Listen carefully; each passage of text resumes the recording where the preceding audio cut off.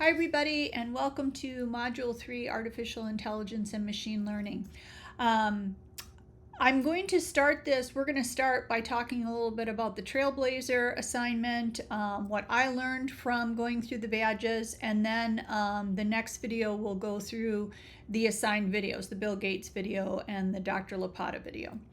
To begin with Trailblazer, I chose Salesforce Trailhead to have this as your assignment because I'm really familiar with the Salesforce platform. I worked for Salesforce for years, and so I understand and trust the Trailhead platform. There's lots of AI platforms available today that you can deploy within your organization, and I suggest, of course, if you're making a decision for your company, to really evaluate the different platforms. Make sure that you've chosen the one that's best for your organization. Trailhead, what I learned through the Learn Data for AI trail, and there's several trails regarding AI. This was kind of what I felt was like a fundamentals one, help you to just understand why data is really important in AI, and I think all the videos point this out as well. So critical thinking and decision making with data and AI just kind of helps you to understand that when you're using AI to make decisions, you have to ensure that the data that you have put into the AI system is unbiased, that it is representative of your customer base, or whatever it is that you're trying to make, or your employee base if you're using it to make decisions within HR, within your organization. You want to make sure it's representative. Bias is a huge thing that they talk about in the trail, in the badges that you're going to, or hopefully you have achieved. It's very easy for bias to creep into analysis. Like when I had to go and get my PhD, we have to declare our biases. So my dissertation was on software as a service and how it contributes to firm performance. And one of my biases was that because I came out of the vendor world, I was very biased toward vendor solutions versus homegrown solutions. So it was important for me to declare that bias so that the people that were helping me to achieve, my advisors who were helping me to achieve my dissertation, could take that into consideration and could point me in directions that helped me reconsider that bias, look at it from different ways so that my dissertation was accurate and useful to a community of people.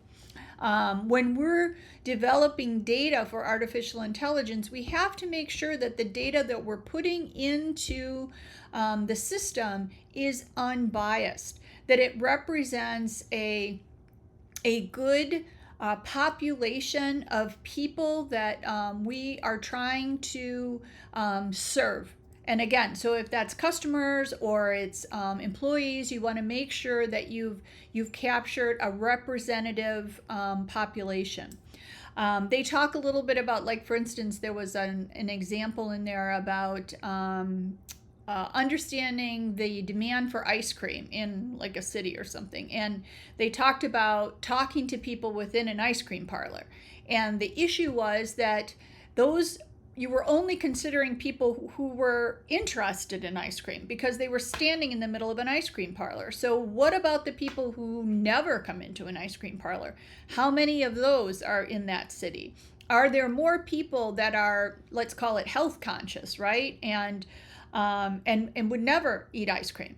So you have to make sure that when you're looking at data for AI, that you're considering all aspects of the data to ensure that when you are producing output, that it is useful to the organization.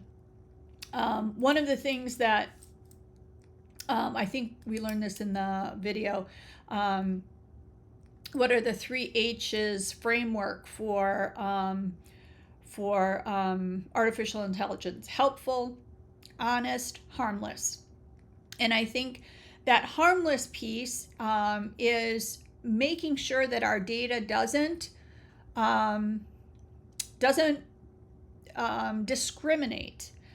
So if we're making decisions on customers to bring into our organization, so who should we go and prospect?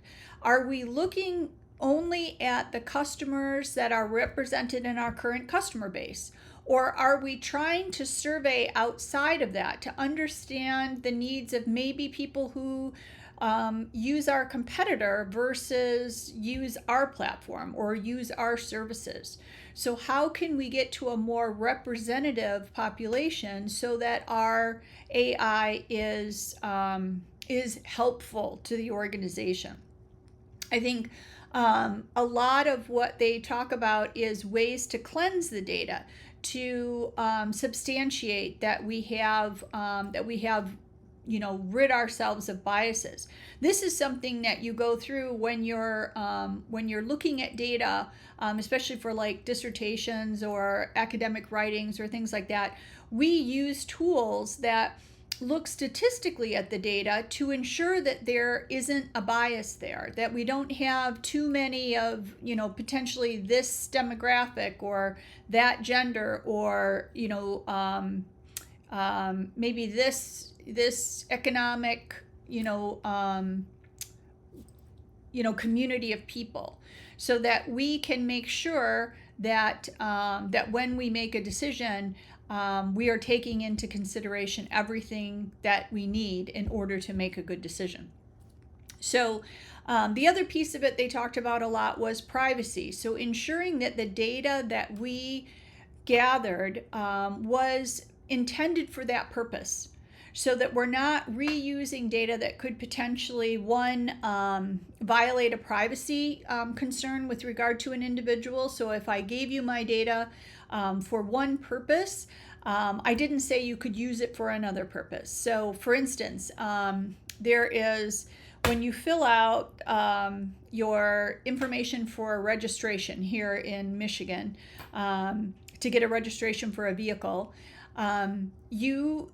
companies can use that data for very specific purposes. For instance, if my vehicle that I registered with the state has a recall from Ford, GM, wherever it is I bought the vehicle, the very specific data, which includes my name and my address, contact information, maybe an email or something like that, can only be used for something that is critical, like a recall of some sort. It can't be used for marketing, to sell me a new car or to sell me some sort of add-on or something like that. It can't be used for that unless I grant you specific permission to do that. So data that's used, especially like HIPAA requirements and things like that, data I give you for healthcare or something like that, can't be used to market like drugs or something to me. So we have to make sure that, again, we are adhering to the specifications that were presented to the end user in order to gather the data. And we have to make sure that we adhere to those specifications and we don't violate anything.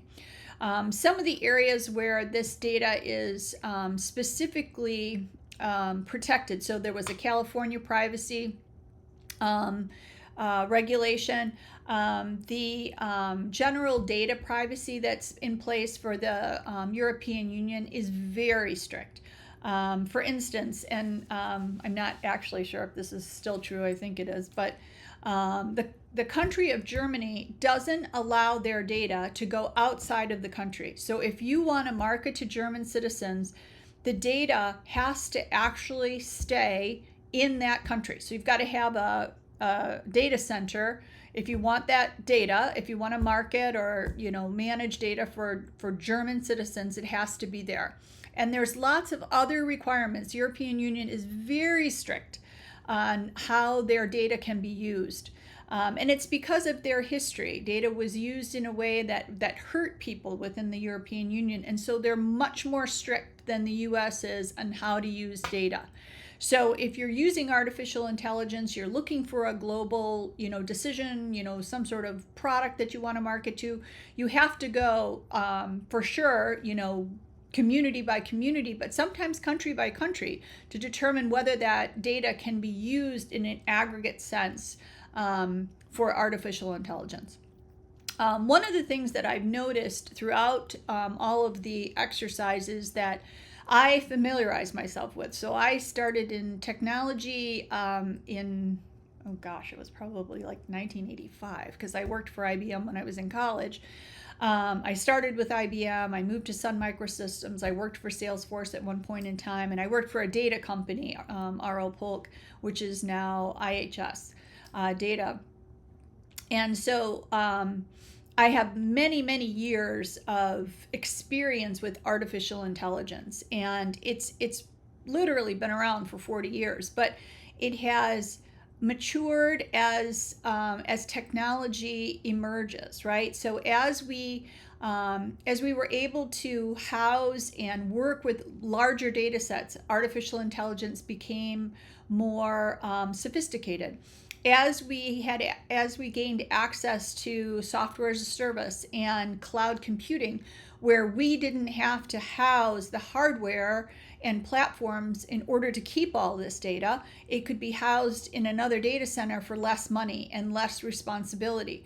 That improved our ability to work with larger data sets and manage, more data, so that our models could become more accurate.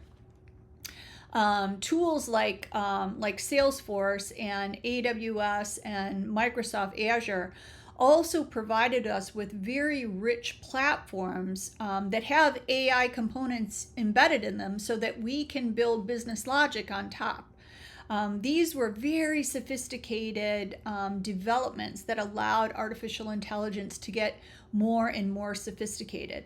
In the most recent years, the ChatGPT 4 was released, which was interesting to me, because as we talked about in the innovation chapter, this was a further diffusion of artificial intelligence. So for technology people that grew up in the technology world, we've known about artificial intelligence forever. And you see sort of a what's the big deal kind of thing from some of these leaders, because it's been around forever. But it is now available to the general population in an open source capacity. So individuals are now able to access some power of artificial intelligence. And so therefore the diffusion has gotten, considerably larger.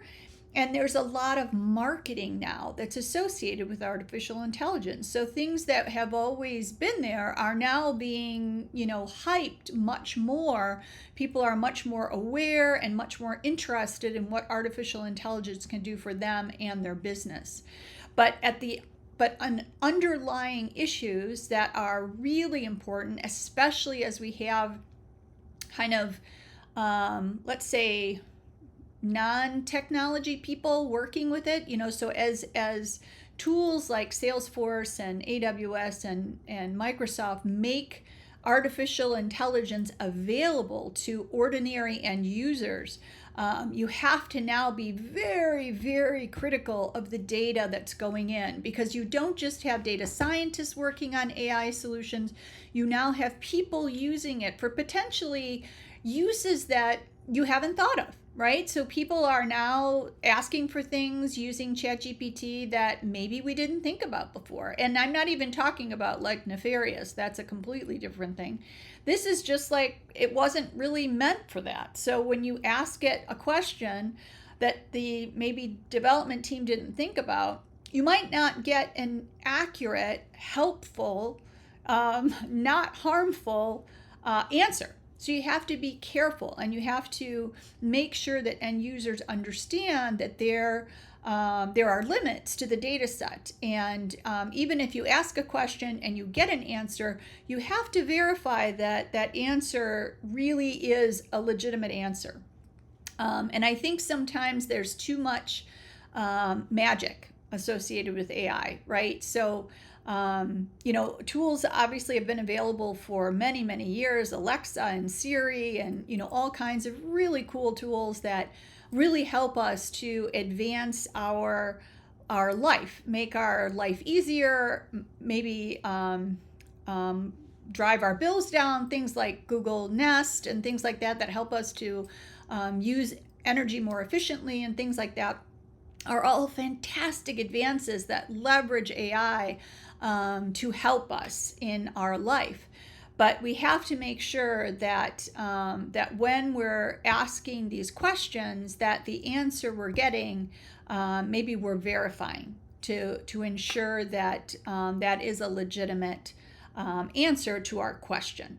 So I think that's what the trailhead was mainly based on, is understanding how data gets into AI, making sure that, as executives, maybe you're taking all the necessary steps to ensure that there is no bias, no discrimination in the data, so that you get the right answer, and that you're making the most of your AI platform.